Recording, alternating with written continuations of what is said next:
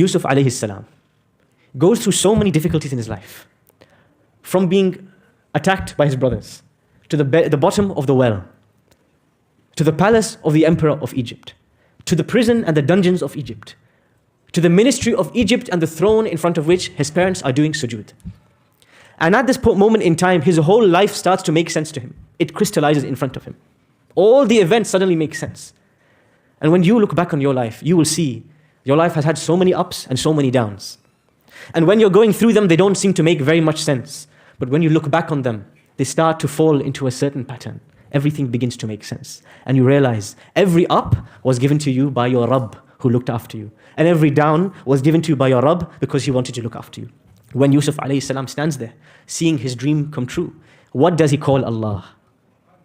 رَبِّ آتَيْتَنِي مِنَ الْمُلْكِ وَعَلَّمْتَنِي مِن تَأْوِيلِ الْأَحَادِيثِ. Oh my Rabb, the one who looks after me. You gave me this kingdom and you taught me how to understand dreams. فَاطِرَ السَّمَاوَاتِ وَالْأَرْضِ. You originated the heavens and the earth.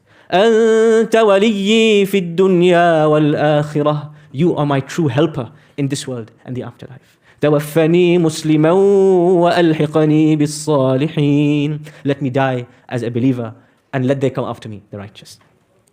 He realizes in this moment that when Allah subhanahu wa ta'ala put him in the bottom of a dark well with his brothers ready to kill him, Allah was still looking after him. He realizes in this moment that when he suffered for 10 years in the dungeon of Egypt, Allah was actually looking after him. But in that moment, it doesn't make sense. In that moment, you only feel the pain. In that moment, you only feel the suffering. But later on, you realize your Rabb is always looking after you. When the people of the cave, when they end up in the cave with no food, no army, nothing, Allah subhanahu wa ta'ala makes sure that the rays of the sun don't touch them, doesn't harm their bodies. Allah turns them over while they are asleep.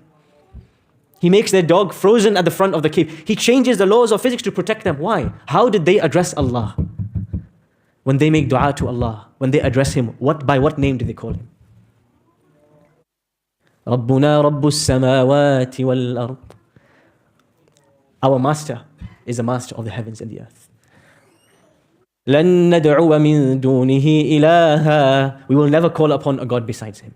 When they call Allah, they know He's going to look after them. That's why they say Rabb. That's what gives them the confidence to stand in front of someone who could kill them any moment, because they know this man thinks he's a Rabb, but above this man is the greatest Rabb.